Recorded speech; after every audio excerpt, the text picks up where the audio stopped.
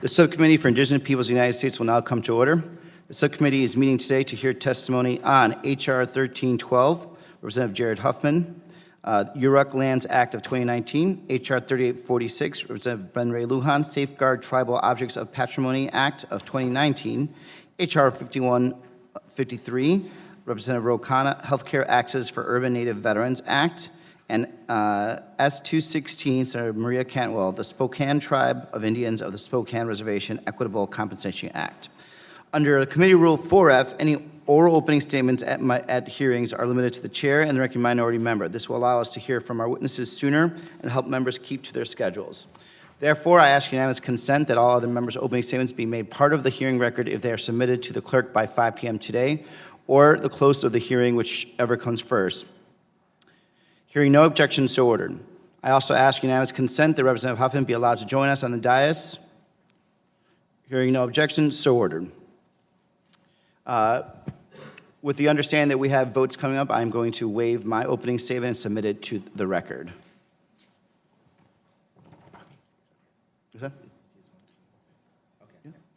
I now recognize Representative Don Young. He's not here? Okay. All right. Again, in essence of time, we'll skip right to testimony. Connor first. Okay. Representative Rokana, if you would like to begin. Thank you, Mr. Chairman. Thank you to the ranking member for the opportunity to testify before the subcommittee in support of my bill, which honors our dual obligation to Native Americans and to those who served our country bravely. I note that the chairman and the ranking member are veterans, and I'd like to thank you both for your service and your commitment to ensuring a fair treatment for our Native Americans. I also would like to thank Sonia Tetnosky, who will be testifying later, who is a veteran and serves as CEO of the Indian Health Center in my district of Santa Clara Valley, a vital resource to Native Americans across the South Bay.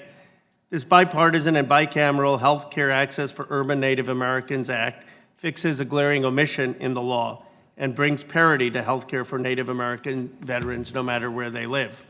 The Indian Healthcare Improvement Act of 2010 includes a provision which allows the Department of Veteran Affairs to enter into reimbursement agreements with tribes and the Indian Health Service when Native American veterans receive treatment at these facilities. The provision has allowed thousands of Native American veterans on near reservations to receive high-quality, culturally competent health care. But the Act does not afford urban Indian organizations equal treatment under the law, even though urban Indian centers provide Native Americans in urban areas such as Santa Clara the same vital care. This bill amends the Act to explicitly enumerate urban Indian organizations as eligible to enter into reimbursement agreements for treatment of Native American veterans. This is such a clear and common sense fix that a 2018 report to Congress, the VA itself stated, quote, urban Indian organizations are eligible, capable, and entitled to receive reimbursement for the healthcare systems they provide, services they provide to the Native American veterans. However, because of the current law, the VA goes on to say there is unfortunately no current legal authority that allows us to expand reimbursement agreements to include urban Indian organizations. The same report also identifies the specific need for culturally competent care, saying the VA and IHS should seek to provide greater access to care for Native American veterans, to culturally appropriate services that urban Indian organizations are in a unique position to provide. My bill simply clarifies the legal authority to fill this gap. Native Americans serve our nation's military at a higher rate than any other population, and over 70% live in urban areas. So for many Native American veterans living in urban areas, getting culturally competent veteran affairs coverage requires driving hours to remote IHS or tribal facilities. My bill allows them to receive that care in their own neighborhoods. This bill is supported by the National Congress of American Indians, the National Council of Urban Indian Health, the Iraq and Afghanistan Veterans of America, and Vote Vets. It is co-sponsored by senators and representatives on both sides of the aisle, and the VA acknowledges that this special challenges and unique status of Native American veterans. We owe a deep debt of gratitude and honor to these brave men and women. My hope is we can pass this common sense bill to honor them. Thank you to all the members of the committee, and thank you in particular, Mr. Chairman, for your leadership on veteran issues. Thank you, Representative Khan. I greatly appreciate it. I will now call to the witness, Representative Huffman. Thank you very much, Mr. Chairman. I would like to thank this subcommittee for considering the Yurok Lands Act in today's hearing. I'd also like to thank Ranking Member Cook for co-sponsoring this bill with me. And I'd like to welcome two leaders from my district, Chairman James of the Yurok Tribe and Chairman Sundberg of the Trinidad Rancheria. They're both great tribal leaders, great friends, and I'm glad to have them here in the Capitol today. The Yurok Lands Act would expand the Yurok Reservation, strengthen tribal governance and sovereignty, and support the tribe's resource-based culture and economy. The Yurok tribe has relied on natural resources from the Klamath River to the Pacific coast since time immemorial. From salmon to redwood trees, these resources have provided for subsistence and cultural and economic livelihood for this tribal community. And specifically, this bill would expand the Yurok Reservation to include lands of significant cultural importance to the tribe. It transfers the Yurok Experimental Forest into trust for the tribe. This will support their ongoing work as a leader in forest management and conservation. Tribal experts are implementing controlled burns to maintain healthy fire-resistant forests and have led the way in forest conservation through carbon credits. So transferring this experimental forest is an important step for tribal land management while also ensuring continued use for existing Forest Service research. The legislation adjusts the Yurok Reservation boundary to include the experimental forest trust land, tribally owned fee land, and Forest Service land in and near a very special place to the Yurok people, the Blue Creek watershed. It's one of the most sacred sites for this tribe, and the bill would designate the Yurok Scenic Byway in the reservation, which would also allow for infrastructure improvements and access to federal grants. Now, this bill would establish new opportunities for federal land management cooperation. It ensures that the tribe would have a seat at the table when it comes to federal land management decisions on the Yurok Reservation and also on lands that would impact the reservation.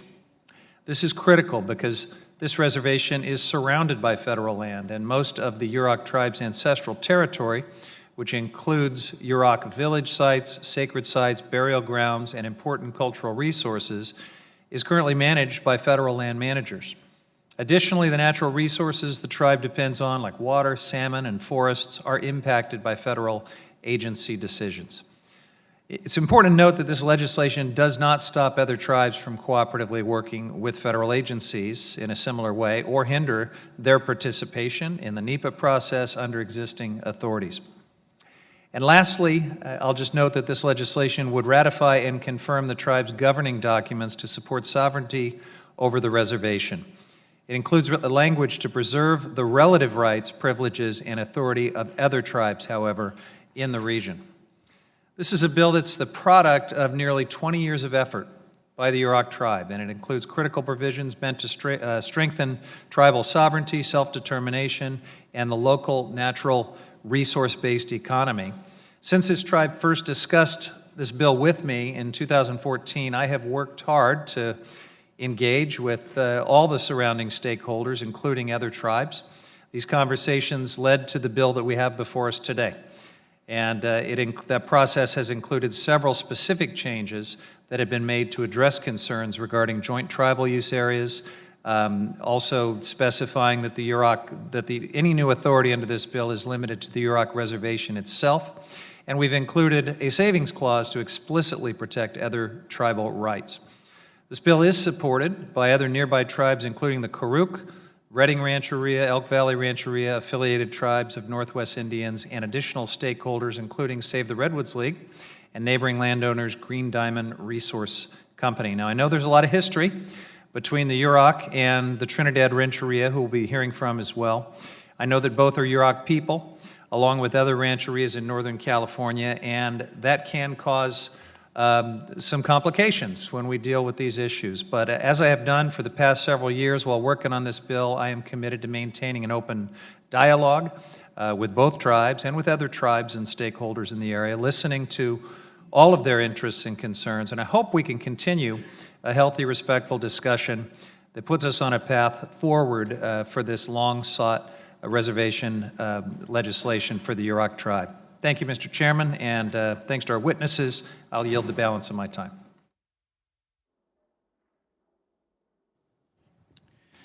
Thank you, Representative Huffman, for your testimony. I would like now to recognize Representative Ben Ray Luján from the state of New Mexico for his 5 minutes. Thank you, Mr. Chairman.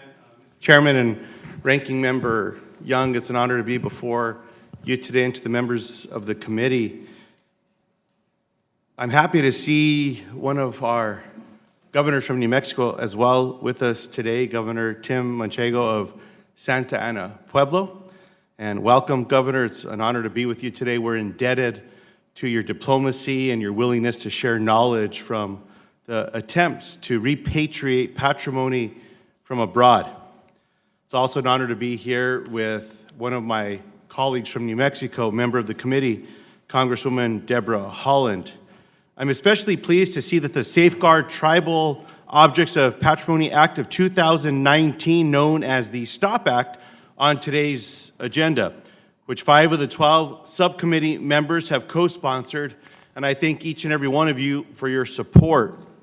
This bill's strong bipartisan backing illustrates the need to address the problem of tribal patrimony exportation and the broad support we have for a solution. I've introduced the STOP Act alongside Senator Heinrich of New Mexico to ensure Native American objects return home to their rightful owners and tribes of origin.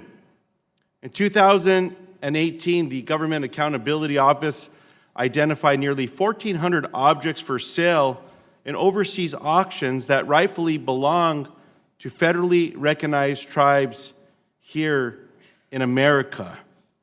Over 70% of these important sacred items had tribal affiliations in the southwestern part of the United States. My district is home to 17 of 23 tribal nations in New Mexico whose constitutionally protected freedoms and rights as U.S. and tribal citizens are threatened by the thefts of culture and heritage. Constituents from Acoma Pueblo first approached Congress in 2016 about the highly publicized French auction of their sacred ceremonial shield, which was stolen from a community member's home in the 1970s. This is an issue I have worked on extensively with Acoma Governor Brian Vio, and there's still work to do to make sure that this sacred ceremonial shield returns home. Despite congressional, tribal, and agency action halting the sale of Acoma Pueblo shield, we have still not been able to secure the return of this priceless item to its rightful caretakers and owners. I think we all share this, that it is simply unacceptable. Repeated theft of cultural patrimony represents an assault on Native communities. This is why the STOP Act is absolutely a necessary solution.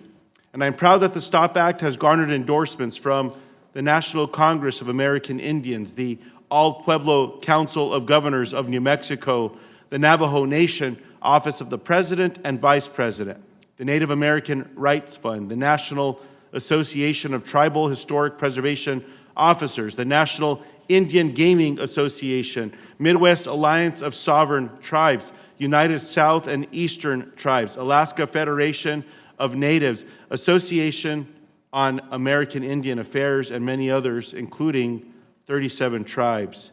They recognize that, unlike most nations, the United States does not have explicit cultural property export restrictions, and existing penalties and infrequent prosecutions do not deter criminals.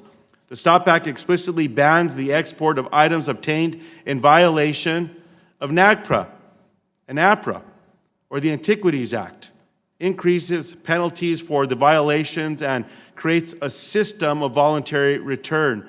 The fact we cannot deliver on these promises is a breach of trust we cannot sustain. Enacting these provisions is part of an ongoing responsibility to protect tribes' cultural property and acknowledging that the Indian Trust Doctrine can extend beyond our borders. The STOP Act would not only better protect cultural patrimony for Native America, but for the collective living history we share as peoples of the United States. I hope you will support the STOP Act and pass it out of this subcommittee and work with the chairman and the full ranking member to pass it out of committee as soon as possible. I thank the committee and I thank all the witnesses. Thank you, Representative Luján. Thank you for your testimony. I thank the sponsoring members of Congress for their valuable testimony. I now invite panel 2 to take their places at the witness table.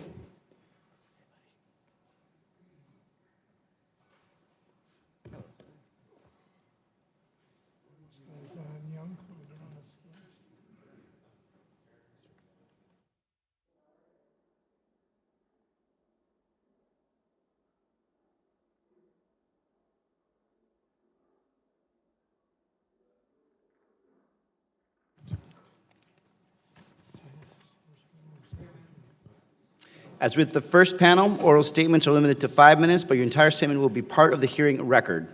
When you begin, the lights on the witness table will turn green. After 4 minutes, the yellow light will come on. Your time will have expired when the red light comes on, and I will ask you to please wrap up your statement. I will also allow the entire panel to testify before we question the witnesses. The chair now recognizes Mr. Darrell LaCount, the Director of the Bureau of Indian Affairs at the U.S. Department of Interior. Good afternoon, Chairman Gallego, Ranking Member Cook, and members of the subcommittee. My name is Darrell LaCount. I am the Director of the Bureau of Indian Affairs at the Department of the Interior. Thank you for the opportunity to testify on behalf of the Department regarding the following bills. S-216, the Spokane Tribe of Indians of the Spokane Reservation Equitable Compensation Act, provides for equitable compensation to the Spokane Tribe for the past and continued use of Spokane tribal lands for the production of hydropower at Grand Coulee Dam. In 1940, Congress granted the U.S. all right, title, and interest to certain tribal and allotted lands within the respective reservations of the Spokane Tribe and the Colville tribes. The Secretary at the time compensated the tribes for such use with the sums of $4,700 and $63,000 respectively. In 1976, the Colville tribes successfully amended claims pending before the Indian Claims Commission to seek compensation for the use of their lands by the dam project. Congress later ratified an agreement settling the Colville tribes' claims for $53 million plus $15,250,000 annually based on power revenues from the dam project. However, the Spokane tribe no longer had a claim to amend as it had been previously resolved with the Indian Claims Commission. Therefore, they were not similarly compensated. S-216 is intended to address this matter and does not relate to the water claims against the U.S. or third parties. The Department does not have a prospective role in the implementation of this bill as it is written, and therefore neither supports nor opposes it. H.R. 1312. Under the Yurok Lands Act of 2019, the Secretary of the Agriculture shall transfer administrative jurisdiction over approximately 1,229 acres in the Yurok Experimental Forest and the Six Rivers National Forest to the Secretary of the Interior. The Interior shall hold the land transferred in trust for the benefit of the Yurok tribe. The land will not be eligible or be considered to have been taken into trust for any gaming activity under the Indian Gaming Regulatory Act or for old-growth logging. The bill also confirms the 2006 cooperative agreement between the Department and the tribe for the cooperative management of tribal and federal lands and resources in the Klamath River Basin, and authorizes the Secretary to effectuate the agreement. The Department acknowledges that other federal departments and agencies have concerns and believe the bill needs technical changes to address issues identified by surrounding tribes. The Department supports the goals of the bill and encourages other federal departments and agencies to enter into similar cooperative management agreements with tribes across the country when authorized. We stand ready to work with the sponsors in the subcommittee to revise and strengthen this bill. H.R. 3846. The purpose of this bill is to prevent the export of wrongfully acquired items of Native American cultural heritage, including sacred items and items of cultural patrimony, and to encourage repatriation of those items both domestically and abroad. The Department appreciates that the bill is intended to strengthen the legal framework to achieve those ends. There are a few technical concerns with the bill as currently drafted. The State Department continues communicates to foreign countries on this issue, but they rely on Interior to review the language in light of U.S. Indian law and policy. In all cases, we confront the fundamental reality that the law of the U.S. has limited reach within the jurisdiction of a foreign country. When a specific foreign law that supports repatriation does not exist, the U.S. must rely on moral argument and diplomatic persuasion. The GAO issued a report in 2018 on agency efforts to assist tribes in repatriating cultural items from overseas and issued 3 recommendations. We believe we have addressed 2 of these recommendations, and we think this bill can help with the 3rd recommendation for an analysis of options for amending the legislative framework to improve the federal government's ability to assist tribes with international repatriation. The Department supports the provision that would establish an explicit prohibition of the export of items obtained in violation of the Native American Graves Protection and Repatriation Act and the Archaeological Resources Protection Act. Extending the prohibition to cover the export of cultural items obtained in violation of tribal law could reinforce tribes' own efforts to protect their cultural resources. We support the provisions for seizure and forfeiture of items found to be either without an export certificate or otherwise in violation of the Act, which is essential for effective enforcement.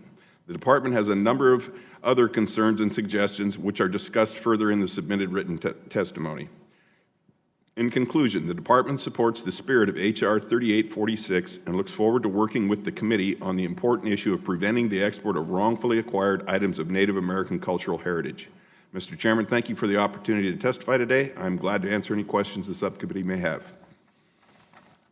Great, thank you for your testimony. The chair now recognizes Rear Admiral Lower Level Chris Buchanan, the Deputy Director of the Indian Services at the U.S. Department of Health and Human Services. Good afternoon, Chairman Gallego, Ranking Member Cook, and members of the subcommittee. I am Rear Admiral Chris Buchanan, the Deputy Director for Indian Health Service in the Department of Health and Human Services. Thank you for the opportunity to testify on H.R. 4153, the Healthcare Access for Urban Native Veterans Act. Let me begin with the IHS mission, which is to raise the physical, mental, social, and spiritual health of American Indians and Alaska Natives to the highest level. The IHS provides comprehensive primary health care and disease prevention services to approximately 2.6 million American Indians and Alaska Natives from 573 federally recognized tribes in 37 states through a network of over 605 hospitals, clinics, and health stations. The IHS also enters into agreements with 41 urban Indian organizations. These 41 urban Indian organizations are nonprofit organizations that provide culturally appropriate quality health care and referral services for urban Indians throughout the 22 states. In the late 1980s, the IHS and the Department of Veterans Affairs began to explore the feasibility of entering into an arrangement for sharing medical facilities and services as required by the Indian Health Care Improvement Act. It wasn't until the Patient Protection Affordable Care Act of 2010 that permanently reauthorized the Indian Health Care Improvement Act, authorizing IHS to enter into or expand arrangements for sharing of the medical facilities and services between IHS, Indian tribes, and tribal organizations, and the Department of Veterans Affairs and the Department of Defense. That same law also directs the VA or the DoD to reimburse the IHS, Indian tribes, or tribal organizations for the services provided to eligible beneficiaries. While the law clearly extends this authority to IHS, Indian tribes, and tribal organizations, it does not mention the urban Indian organizations. In March 2012, the IHS and VA jointly engaged in tribal consultation on a draft national agreement for VA to reimburse IHS for direct health care services provided to eligible American Indians and Alaska Indian veterans at IHS federally operated facilities. On December 5, 2012, the VA Veterans Health Administration and IHS executed an agreement for reimbursement for direct health care services. Under this agreement, the VA reimburses IHS for covered health care services provided to eligible American Indians and Alaska Native veterans that receive services at IHS facilities. The IHS and the VHA have amended the agreement 3 times. The most recent amendment extends the terms of the agreement through June 30th, 2022. The VA also has individual reimbursement agreements with tribal health programs. Under that, which the VA reimburses such tribal health programs for direct health care services provided to eligible American Indians and Alaska Native veterans. Since implementing the reimbursement agreements to date, the VA has reimbursed IHS and tribal health programs over $94 million for direct care services, covering over 10,000 eligible American Indians and Alaska Native veterans. Aside from the statutory exception that designates and treats urban Indian organizations as federal service units, the law does not authorize the VA to enter into individual reimbursement agreements with urban Indian organizations and reimburses them for providing direct health care services to eligible American Indians and Alaska Native VHA beneficiaries. This requires a change to the law. H.R. 4153 proposes to amend the law for sharing arrangements with federal agencies, specifically 25 U.S.C. Section 1645, which authorizes the HHS Secretary to enter into arrangements with VA or the DoD to reference the urban Indian organizations, along with IHS Indian tribes and tribal organizations. If H.R. 4153 were passed by Congress, it would authorize reimbursement to urban Indian organizations by the VA or DoD for services provided to eligible American Indians and Alaska Native beneficiaries. IHS remains firmly committed to improving quality, safety, and access to health care for American Indians and Alaska Natives in collaboration with our sister federal agencies, and we appreciate all your efforts in helping us provide the best possible health care services to the people we serve. Thank you, and I'm happy to answer any questions you may have. Thank you, Rear Admiral. And thank you for your testimony. The chair now recognizes Ms. Sonia Baskerville, the Manager of National Relations at the Bonneville Power Administration. Good afternoon, Chairman Gallego, Ranking Member Cook, and members of the subcommittee. My name is Sonia Baskerville. I am Manager for National Relations for the Bonneville Power Administration. I am pleased to be with you today to provide information about S216, the Spokane Tribe of Indians of the Spokane Reservation Equitable Compensation Act. Bonneville is a federal power marketing administration which markets electric power from 31 federal hydroelectric projects owned by the U.S. Corps of Engineers and the Bureau of Reclamation. Bonneville also acquires non-federal power, including the power from the Columbia Generating Station nuclear plant, to meet the needs of its customer utilities. 216 would provide compensation to the Spokane Tribe of Indians for the use of tribal land for the production of hydropower by the Grand Coulee Dam. Construction of Grand Coulee Dam and the creation of the Lake Franklin D. Roosevelt Reservoir was on lands held in trust by the United States for the Spokane Tribe and the Confederated Tribes of the Colville Indian Reservation. In 1994, Congress approved a settlement agreement with the Colville Tribe establishing annual payments by Bonneville to the Colville Tribes. Bonneville's cost of making these annual payments is recovered in its wholesale power rates. If enacted, the compensation to the Spokane Tribe in S216 would be in annual payments beginning on March 1, 2020 for fiscal year 2021, based on 25% of the prior fiscal year payments made to the Colville Tribes. Beginning no later than March 2030 and in subsequent years, the annual payment would increase based on 32% of the prior fiscal year payment made to the Colville Tribes.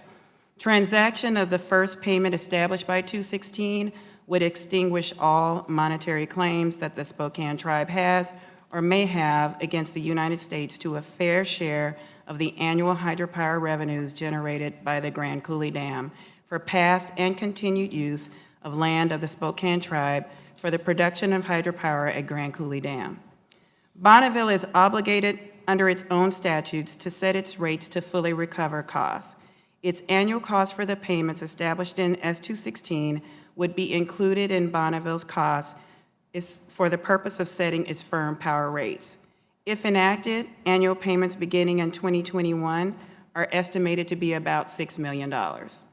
Bonneville estimates that these annual payments would not result in perceptible rate impacts to its utility customers, and we will manage these costs, additional costs, as it does with all of its statutory obligations through its public program budgeting and rate processes. That concludes my testimony, Mr. Chairman, and I'm happy to answer any questions of the subcommittee. Thank you, Ms. Baskerville. In consideration of time and with agreement of the minority, the committee members will be submitting their questions. Under Rule 3.0, members of the committee must submit witnesses' questions within 3 business days following the hearing, and the hearing record will be held open for 10 business days for those responses. I would like now to invite panel 3 to take their places at the witness table.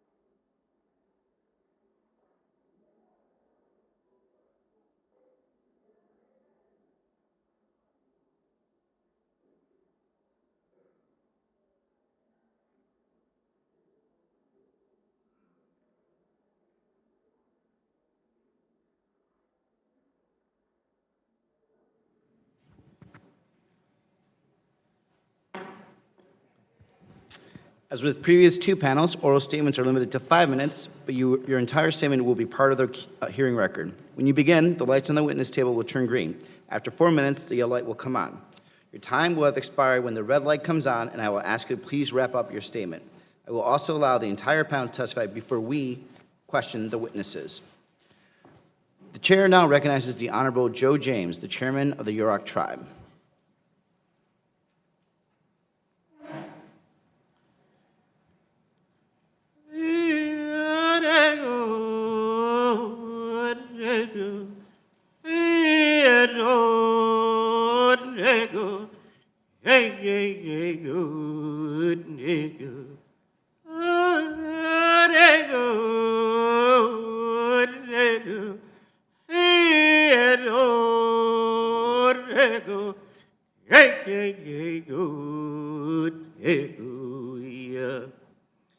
Aikwi, Nick now, Joseph L. James. I'm the chairman of the Yurok tribe. It's a pleasure to be here, and it's an honor to be here also today. Good afternoon, Chairman and honorable subcommittee members. Today is a historical day for myself, the Yurok tribe, and its people. I also want to thank Congressman Huffman for his leadership and his work on this bill.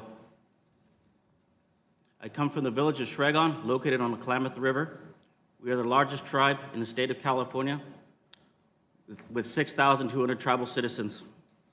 We are here today to request passage of H.R. 1312, the Yurok Lands Act. This bill means to myself, our tribal government, our people, is the heart of our Yurok people. As it was stated earlier by Congressman Huffman, the bill includes a number of provisions in there.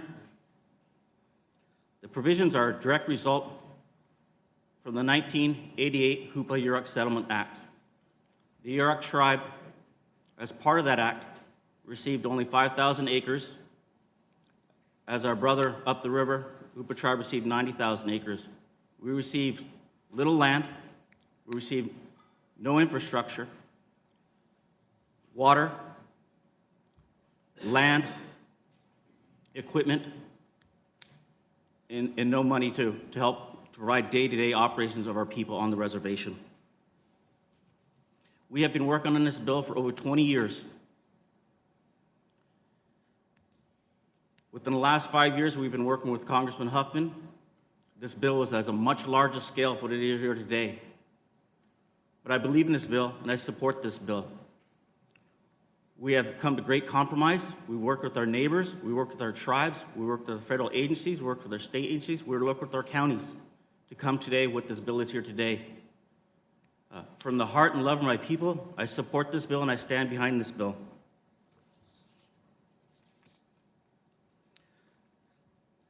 The provisions in the Yurok Lands Act, H.R. 13, is to provide economic development for us and also to protect the future natural resources of our tribe, which includes the transfer of 1,229 acres in the trust for the Yurok tribe, expands the eastern boundary to include 60,000 acres that we have already purchased in the last 10 years, which includes the vital Blue Creek drainage area that provides a salmon habitat for the tribe. It recognizes the agreements for forest management, authorizes the Yurok scenic byways, also authorized the confirmation of our governing documents.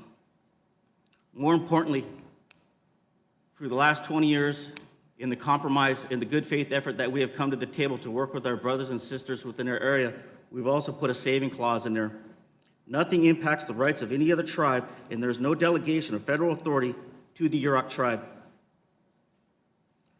Urgency of passage, protection of the lands have impacted us. Illegal marijuana grows, the result of lost salmon runs, the ability for not have our tribal citizens to walk up from the riverbanks to the ridge tops without looking over their shoulder.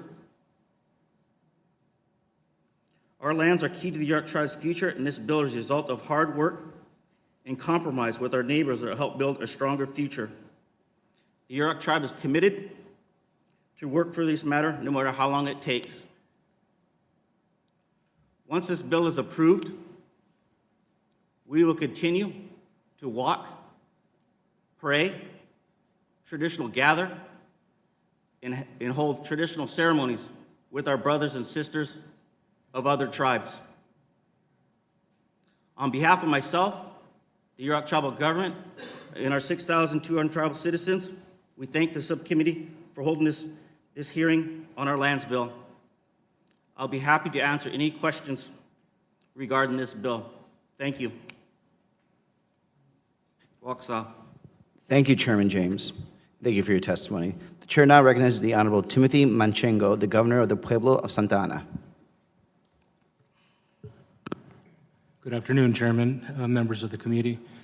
First, I'd like to thank Representative Ben-Ray Luján for acknowledgement earlier, and I'd also like to acknowledge Representative Holland for being a major part in a lot of items that occur in Indian country, moving things and pushing things forward. So today, I'm providing testimony on behalf of the STOP Act 2019. But before I continue any further, I'd like to give my testimony in its fullest, utmost strength and power.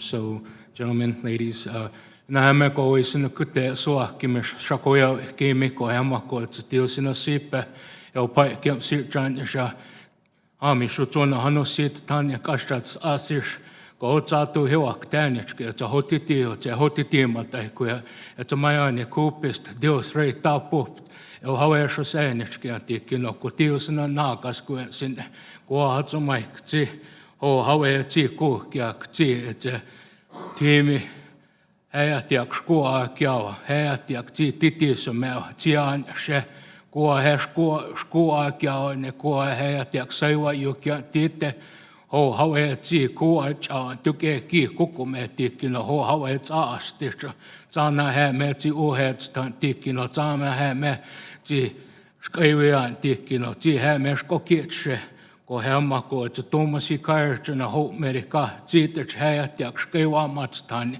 maani hawe tsi tsitaan maani tsi hawe na kuwa kiatsa tikino että häjätiak nuemitaas ku saatte että häjät sama kai naano Hoheme ajam tsi heme chatsikstaan se sana häjä tukee hiani tsine oiston tsit aorton tikkino tukee tie haikea haue tsi haasti tsine chuts tsiniutse niimataikuja kun tiitte no sucha haasti no hinti suchaishim tikki kuwa suonano kairtune eutsi titisme tikki tsia kun ne Sana häme tsi ohetstaan tsi hä haue tsi haasti tsi okume tikkuno ko häma tuo häjät ja maani tsi haue his shuotaan tiitte tsi shukjahtaan tsi häjä shiti ko häma ko tsi tiohin tu hank arse toma enetskuesi.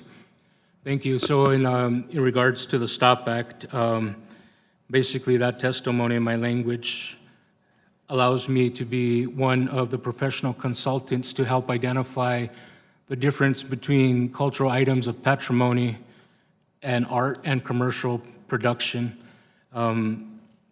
Representative Luján mentioned earlier a lot of the technicalities to it. So, you know, coming in from the cultural portion of it,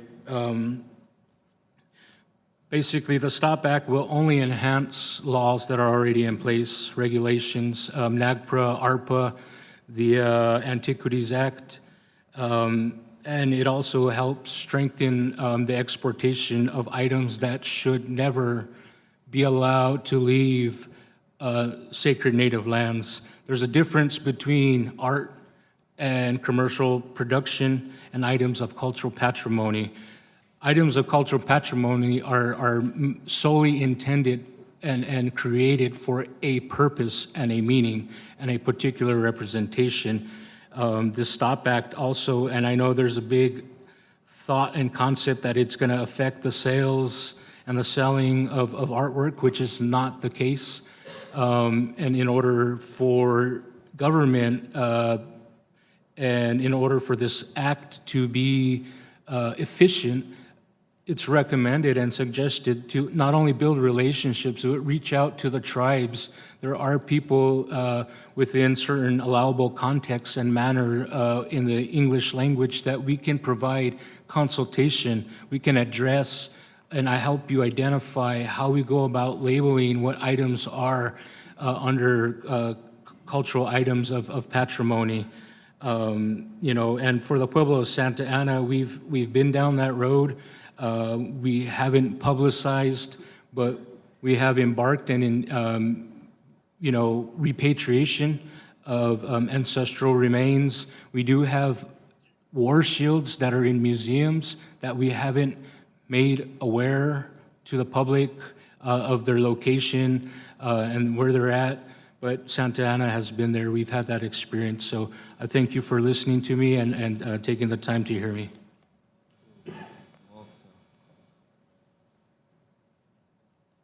And with that, the votes were just called. We're going to try to get through witness testimony before we gavel for a pause here. Our next witness is the chair now is Ms. Sonia M. Tetnowski. I'm sorry if I said something, missaid your name. The CEO of the Santa Clara Valley Indian Health Center. Good afternoon. My name is Sonia Tetnowski. I'm a member of the Makah tribe, a U.S. Army veteran paratrooper, and the Chief Executive Officer of the Indian Health Center of Santa Clara Valley. I'm also the Vice President of the National Council on Urban Indian Health and the President of the California Consortium of Urban Indian Health. UIOs provide high-quality, culturally competent care to urban Indians, which consists of 75% of all American Indians and Alaska Natives. I would like to thank Chairman Gallejo, Ranking Member Cook, Representative Rocana, and other distinguished members of the subcommittee for holding this important hearing. It's my pleasure to testify today regarding H.R. 4153, Healthcare Access to Urban Native Veterans Act. We ask that the VA fully implement the VA, IHS, MOU, and reimbursement agreement for direct healthcare services. This action would allow UIOs to be reimbursed for providing healthcare for Native veterans. Most Native veterans live in urban areas and would benefit from culturally competent care provided by UIOs. NCUI and UIO leaders have testified before Congress to correct this oversight. We appreciate this committee for taking action. We'd also like to thank the National Congress of American Indians for passing a resolution that supports our efforts to be included in the reimbursement agreement. Why is this important and what makes us different from IHS and tribal programs? UIOs don't receive purchase and referred care dollars. We don't receive Federal Tort Claims Act coverage. We do not receive 100% FMAP, and we don't receive facilities funding. In fact, some UIOs were forced to close during the shutdown due to lack of parity within the ITU's system of care. As you know, over 75% of American Indians live in urban areas, and we are underfunded and overtaxed. UIOs were included in the original MOU and should also be included in the reimbursement agreement as well. As a veteran, a wife of a veteran, and daughter of 2 veterans, I would like to share with you why this is important. I'm fortunate to have a strong family and tribal community. The Makah tribe welcomed me home and provided ceremony to help me reacclimate back into society. But if it was not for the combination of traditional services and Western medicine, I may not be the person I am today, standing before this committee. My culture and these traditional services gave me strength to forgive myself and others for actions taken during times of conflict. The balance of traditional and Western medicine is important, which is why my organization, the Indian Health Center of Santa Clara Valley, provides annual wiping of the tears ceremonies so that my fellow soldiers and I can stand together and begin to heal as only another soldier would understand.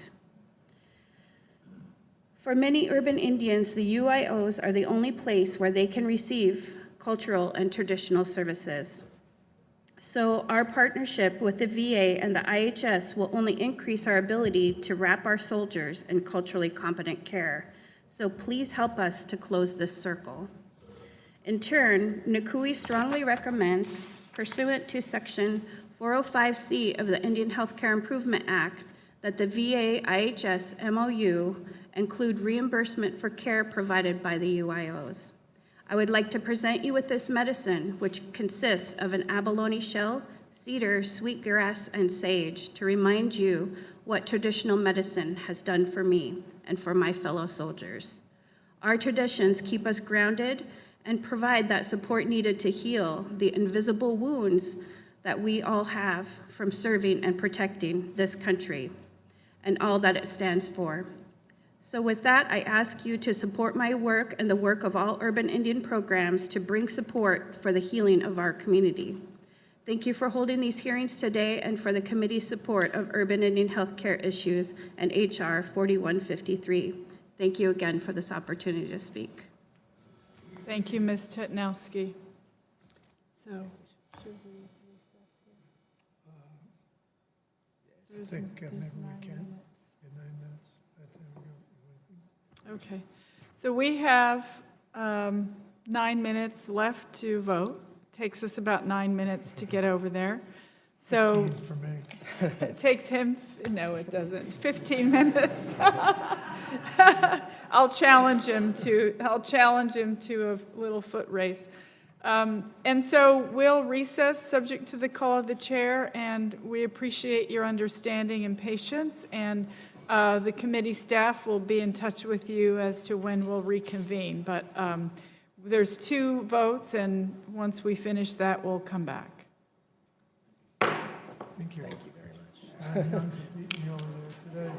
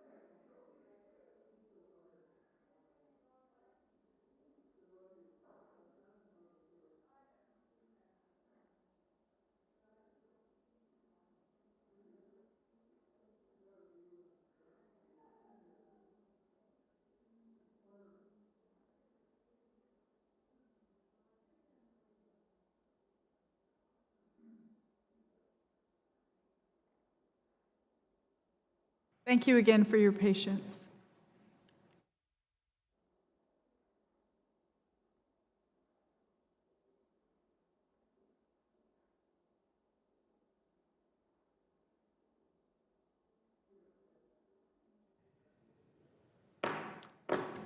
We're back in session.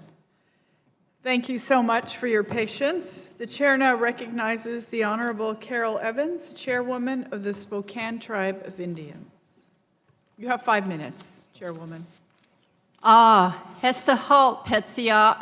Hello, good people, my friends and relatives. Tsawamasa tluhis quest. Tsawamasa is my Spokane name, and my English name is Carol Evans. I am the chairwoman of the Spokane Tribe of Indians. With me today is the entire Spokane Tribal Council, including honorable members Greg Abrahamson, Tiger Pion, Glenn Ford, and Danny Kiefer. It is an honor to also have with us today tribal citizens Brianne Brigman and Chuck Kiefer. They will witness this important day. Thank you, Chairman Gallego, Ranking Member Cook, and members of the Indigenous Peoples Subcommittee. I truly appreciate the opportunity to appear before you to request your support of S-216, the Spokane Tribe of Indians Grand Coulee Equitable Compensation Legislation. I have submitted written testimony and a full history of this legislation for the record. Also, we wish to thank Congresswoman McMorris Rogers for promoting and supporting this legislation to help right a historical wrong. Her efforts have helped this become a true bipartisan effort. Finally, we thank Senators Cantwell and Murray for sponsoring this legislation. As you may know, this is not our first time before Congress on this legislation. In fact, the tribe has been working with Congress and various administrations since 1941. In fact, the tribe has, in an attempt to resolve this painful issue. Under Senator Cantwell's strong leadership and with the tireless effort of her staff, we have worked hard with the administration and stakeholder agencies to address any and all concerns. Stem Ospuus means what's on your heart. Today, for the past, the present, and future Spokane peoples, I will speak what is on my heart. In turn, I ask you to truly listen with your heart. As my grandmother told me, you understand when you listen with your heart. For the Spokane tribal peoples, our life, our culture, our economy, and our spiritual customs and practices have always centered around the rivers. Neighboring tribe called us salmon eaters. The Spokane River was named after us. We know it as the pathway of life. Two tribes were negatively impacted by the building of Grand Coulee Dam, the Spokane and Colville tribes. In 1994, the Colville tribe successfully received a Grand Coulee settlement. 25 years later, the Spokane tribe still has not received a settlement. I now share a story from Marion Winecoop. Marion Winecoop, a tribal member, was the 8th of 11 children, lived along the Spokane River close to the confluence of the Columbia River. Her family's home was destroyed by the flooding waters of Coulee Dam. Marion told stories of big gardens, watermelon festivals, and sharing when they lived on the fertile lands. It was a way of life. When they moved up from the flooding waters, the land was no longer fertile and the watermelon festivals stopped. In 2013, Marion testified for this legislation. Marion shared her story, and in the end of her statement, she said, "We never wanted anything until Coulee Dam was built. Then we had nothing." Unfortunately, Marion is no longer with us. However, I'm certain her beautiful spirit lives on. Grand Coulee is one of the greatest concrete structures built in the United States. The U.S. and Northwest have benefited greatly from this dam. while it destroyed the life and culture of my tribe. Throughout the years, my tribe continued to make concessions with this legislation. To forego the back pay and reduce the percentages were considerable concessions for the Spokane tribe. I pray that these concessions are acceptable to our ancestors who suffered much.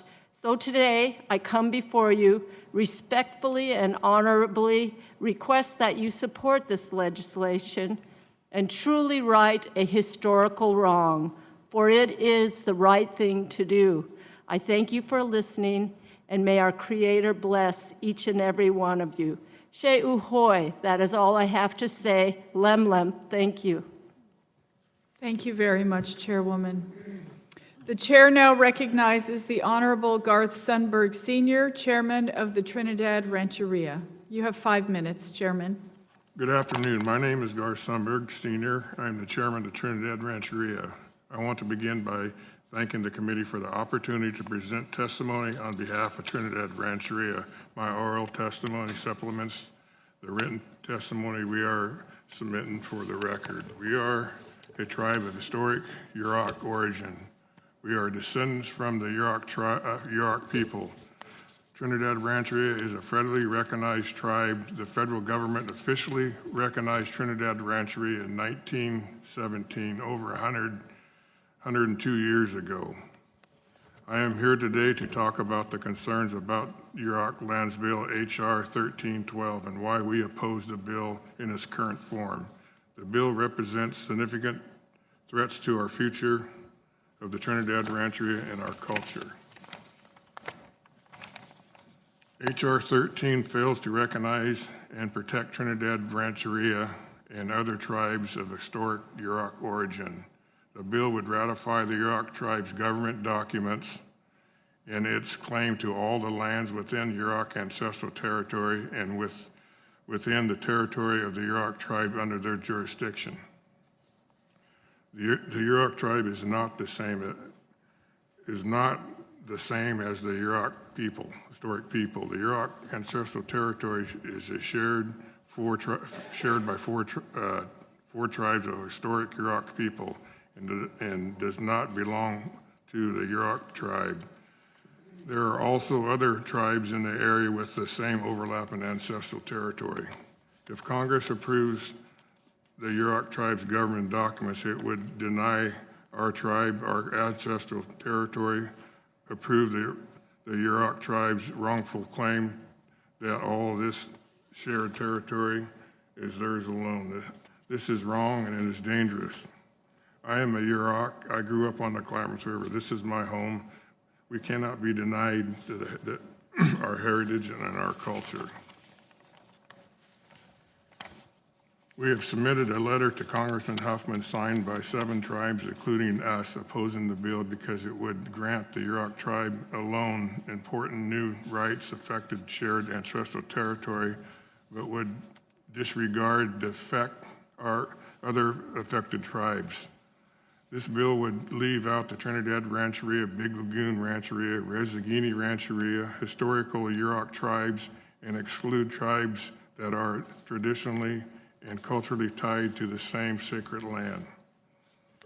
This bill would prevent us from being at the table when decisions are made about ancestral territory, and it would allow the Yurok tribe to argue that this is no longer our ancestral territory.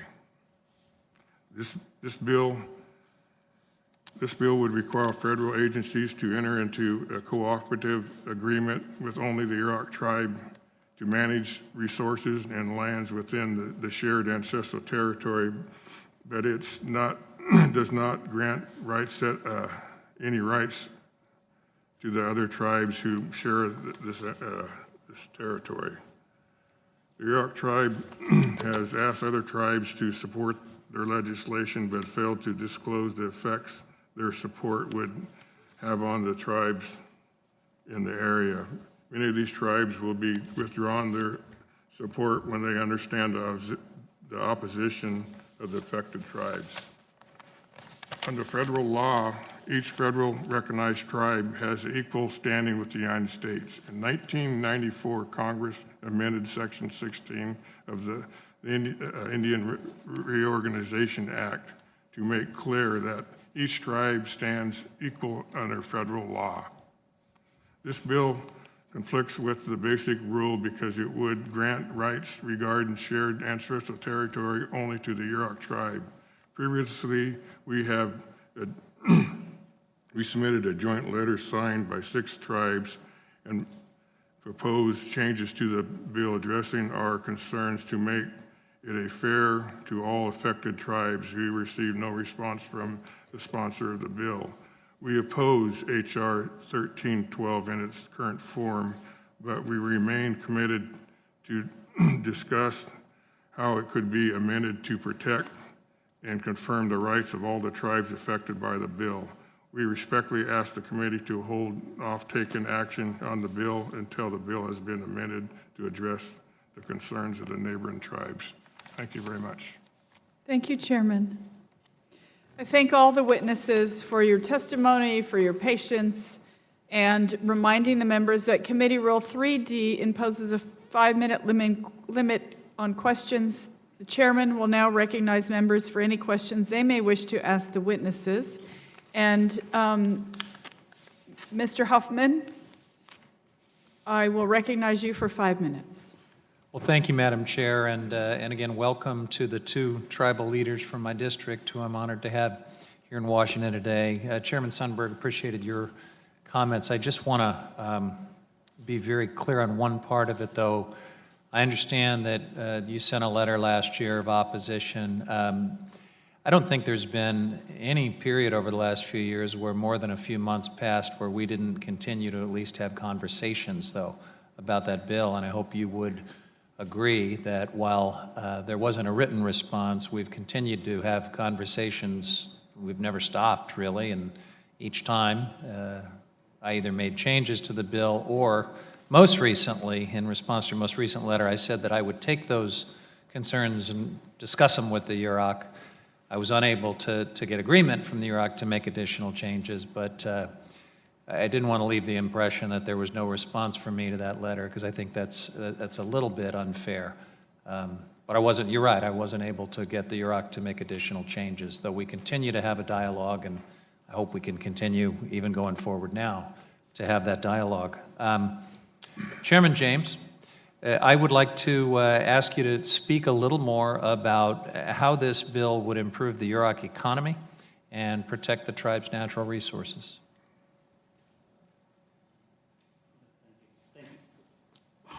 Thank you, Congressman. This bill would play a great deal in improving our economy. Right now, we're looking at adding traditional redwood dugout canoes on the Klamath River to bring economics to our reservation, to provide jobs. We're also looking at this would expand to continuing our natural resources. It would also continue the expansion of our reservation to include the carbon work that we have been directly involved in.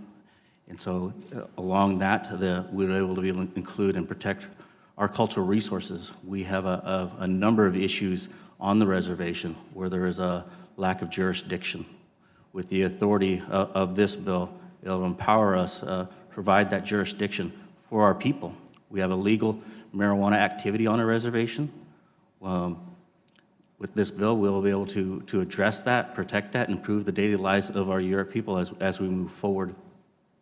Okay, how about the issue of the cooperative agreements in the bill between your tribe and the federal government?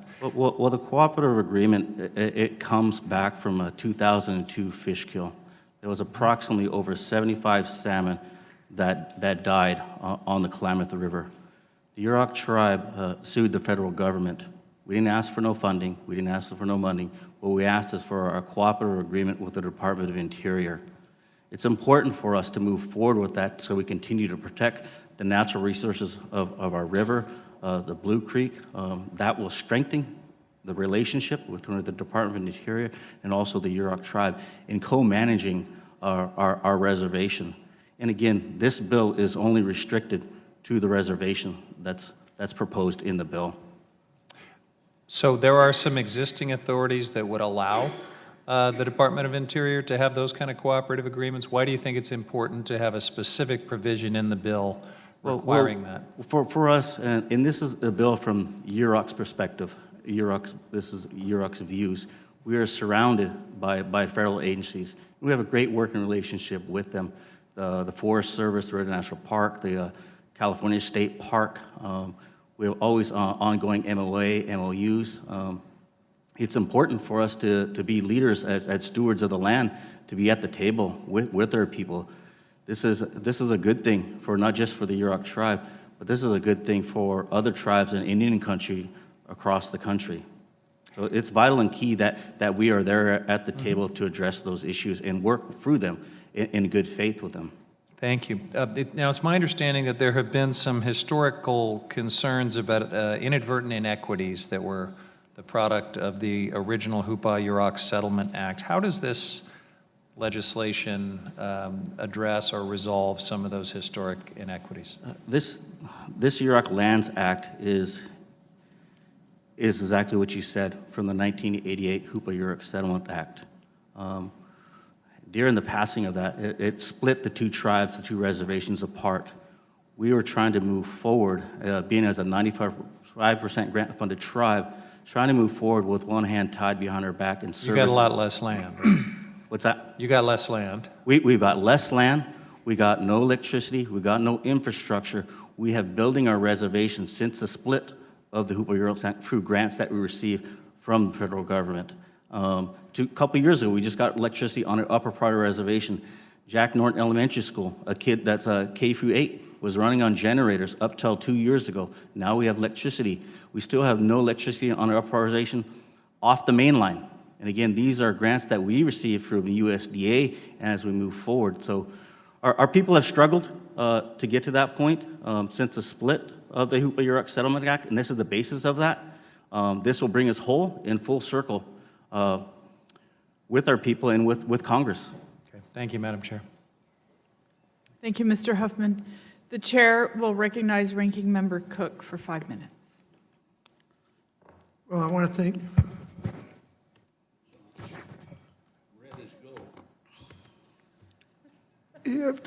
Madam Chairman, can we get rid of this disturbance to the right of me? Here, have a clam. You know, this is disturbing for me, and I got to tell you, I'm from California, and I guess next year will be 14 years that I've been representing a variety of tribes, mostly in Southern California. And you know, I'm a history professor. I think everybody knows that. It's always disturbing when tribes are fighting tribes. So I always try to, you know, seek peace, because far too often it's to the detriment of the tribes involved, and it hurts. You know, a lot of this I don't completely understand, and particularly Tribal Chief Sundberg on the confirmation of the governing body and documents. Will the impact on the revised Yurok reservation? You said that, correct me if I'm wrong, that ratifying the Constitution will negatively impact you guys or your people. If you could go through it once more for somebody that, this is a very, very confusing, conflicting document, and this is very, very important on how ratifying the Constitution within the boundaries of the Yurok reservation will affect you, point by point. And I'm sorry, I'm not explaining myself as well as I should be.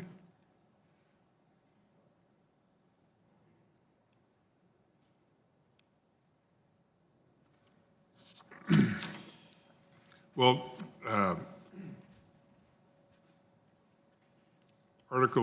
Section 1 defines the ancestral territory of the Yurok tribe, includes all lands of historic Yurok people. This is the area that we share and overlap with ancestral territory of many tribes. Section 2 defines territory of the Yurok tribe to include all ancestral lands, so all of it. All the territory of historic Yurok people are within the Yurok tribe's territory. So if their territory is just stuck to their reservation, it's fine. But when it goes outside the reservation onto all the rest of the ancestral land, it steps on three other tribes. And why can't we have the same as they have? How come they could be over us? Well, I think I understand what you're saying, and basically, is it the way it was written? Do we need more clarification, or is it a boundary dispute on a map? I know that oftentimes land use issues, particularly in California, any state, they get really, really sticky, and sometimes it's my lawyer against your lawyer, and for a layperson, it's very confusing. So, If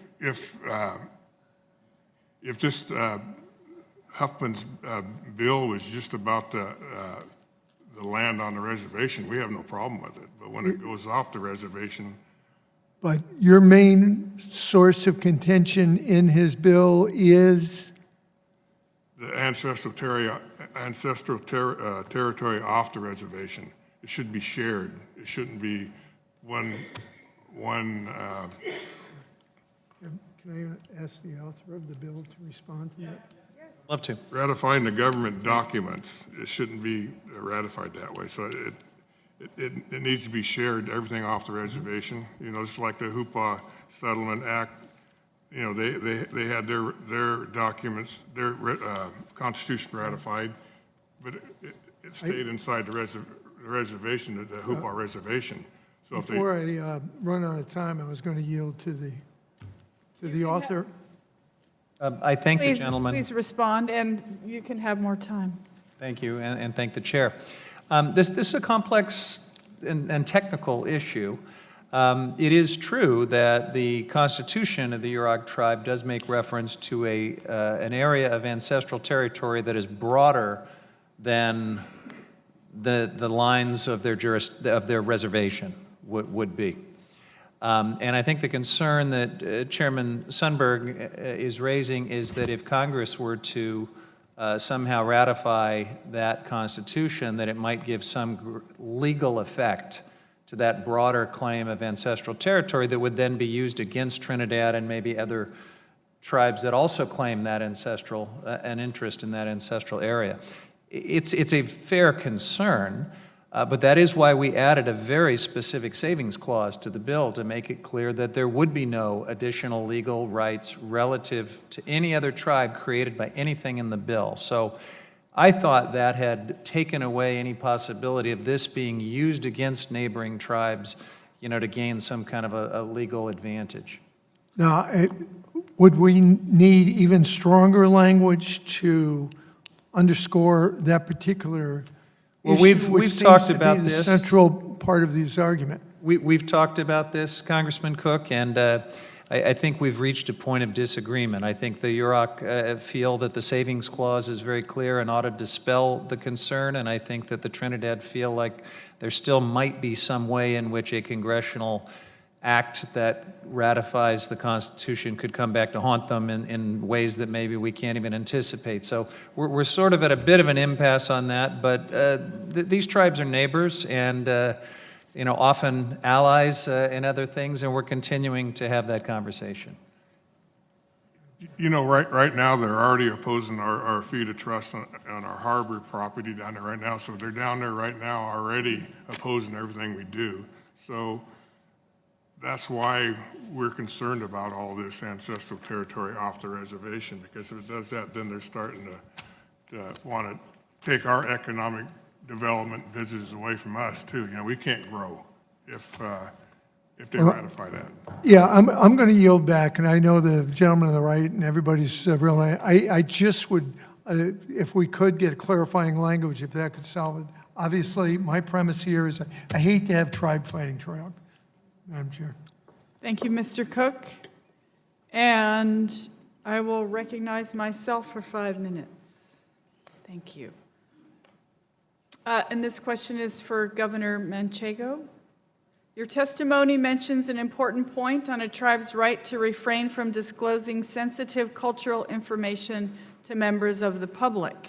How will the STOP Act ensure that Native Hawaiian organizations and tribes can reclaim these objects while also honoring traditional cultural practices to protect the sacred nature of these items?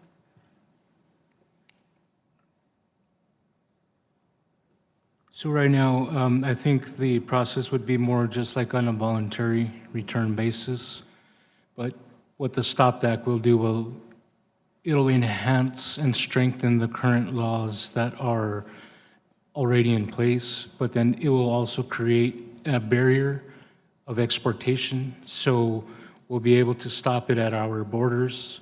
Because right now, the auction homes in Paris, or in France particularly, have basically had a field day with acquiring some of these objects and not having any type of prohibition on them from being sold. So if we stop it within our own borders and boundaries first, then we can go ahead and work, I guess you would say diligently, with the tribes and the possessors on educating and helping them to return these items voluntarily instead of an act of prosecution. Thank you, Governor. And I have one more question. Governor, can you describe how hurtful it is to your people when objects of patrimony fall into the wrong hands and thus are taken from their homes and or used in the wrong way? So for example purposes, items of patrimony usually are associated and affiliated with a burial for the most part. There are sacred items that have a certain purpose or I would say a particular use. So here in the District of Columbia, a lot of our history is here. Imagine if something was, I would say, resurrected from one of our founding fathers' graves, something that had been laid to rest with them and taken and sold, and or an item removed from the museum that represents almost sort of like the Declaration of Independence and taken and used and sold for a piece of artwork on somebody's home. That's the detrimentation to Native American and Native American tribes as it would be to the United States of America. It's almost, and these things are always considered living. That's our cultural practice, way, and religion. It's almost like if you're abducting a child or taking a loved one from your place or your community. Thank you very much. I have one more. I have a question. Let's see. Ms. Tetnowski. As you know, urban Indian healthcare centers aren't privy to purchased and referred care dollars, Federal Tort Claims Act coverage, 100% FMAP, or facilities funding. Will you please explain the negative impacts that urban Indian health centers experience by not receiving these budget appropriations and how the VA's MOU funds help alleviate this drastic budget disparity? Thank you. Urban programs receive less than 1% of the Indian Health Service budget. Overall, we only have one line item to draw from. We're not eligible for those 5 programs that you mentioned. Therefore, we're not able to get reimbursed for those types of services, and this would allow us the ability to provide expanded services. Right now, our third-party revenue is what pays for a lot of our cultural services. And if we were able to get reimbursement from the Veterans Administration, we would be able to serve more of our veterans in that culturally competent way. As of right now, we're doing it on our own, as many tribes do as well. But this is an obligation and a trust responsibility to provide services no matter where the boundary is. And I believe that the obligation for that trust responsibility doesn't end at the border of the reservation. These are community members that are now in bigger cities who deserve this service. The increase in our homeless population continues to go up for veterans, not for Native Americans as well as for our veteran Native Americans. And in order for them to feel comfortable to come to our facilities, we need to have that ability to outreach to them so that they know they get that culturally competent care. Thank you so much. Thank you. Thank you. And I yield my time, and I recognize my Mr. Young for 5 minutes. Thank you, Madam Chair. I will echo some of Congressman Cook's interest, and I'd like to ask Chairman Joe, could you describe your efforts to meet and reach a compromise on the language of the bill with the Trinidad and your other neighboring tribes?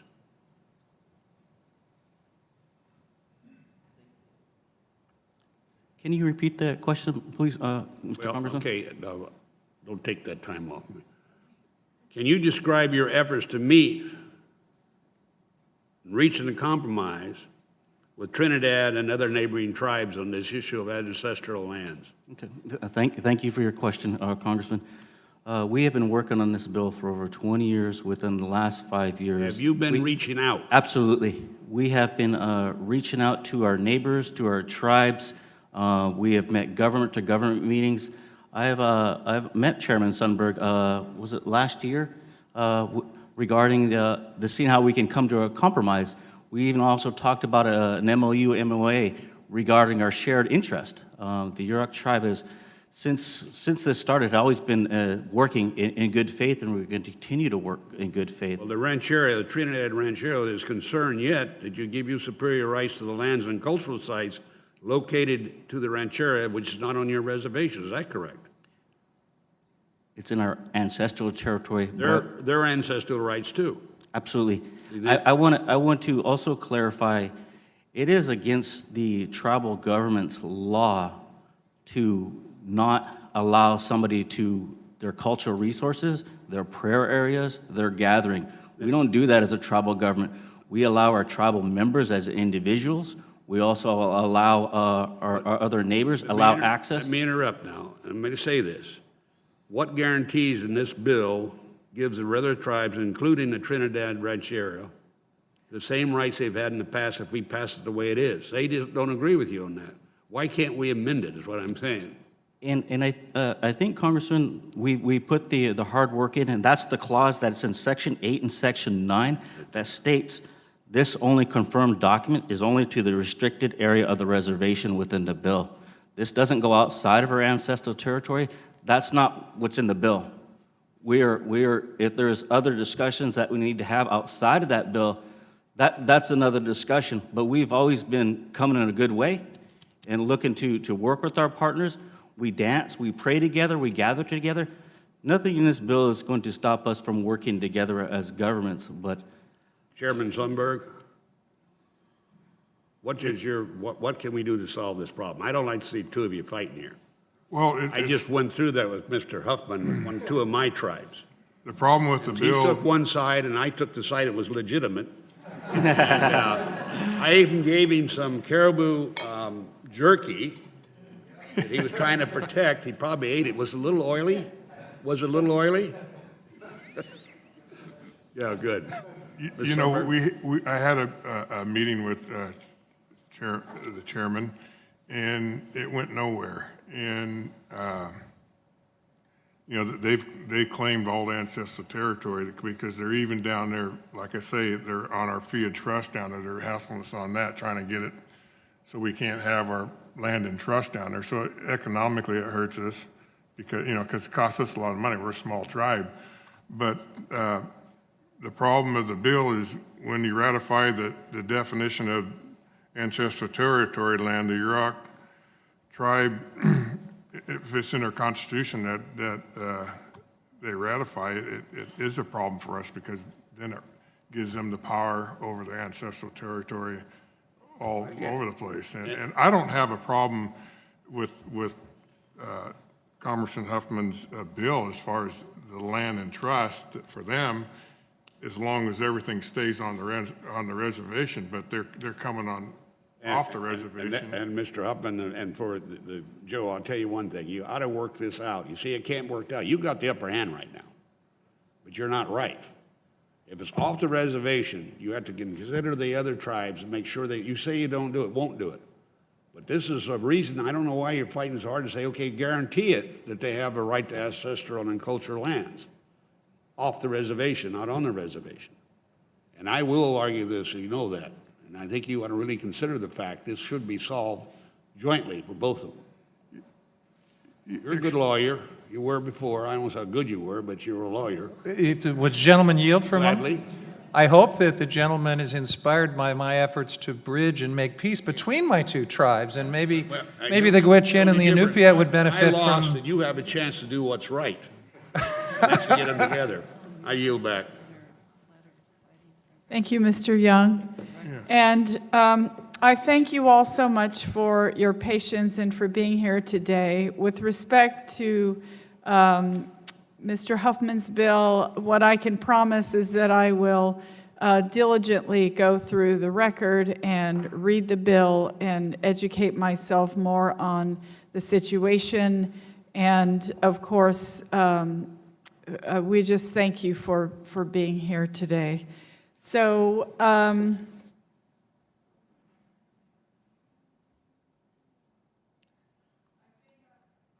I thank our panels of expert witnesses for their insightful testimony and the members for their questions. The members of the committee may have some additional questions for the witnesses, and we will ask you to respond to these in writing. Under Committee Rule 3.0, members of the committee must submit witness questions within 3 business days following the hearing, and the hearing record will be held open for 10 business days for these responses. If there is no further business, without objection, the committee stands adjourned.